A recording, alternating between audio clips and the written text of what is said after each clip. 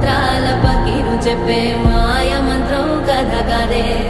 చంటోళ్లను భయపెట్టే భూచోడి కథ కదే తాత ముత్తాతమ్మల భూతాల కథ కదే విక్రమాదిత్యుడు చెప్పిన వేదాళుడి కథ కదే దీపము నుండి బియ్యం వచ్చే అల్లావుద్దీన్ కథ కదే ఇది ముడత చర్మం ముసలి చెప్పే కథ లాంటి నిజమే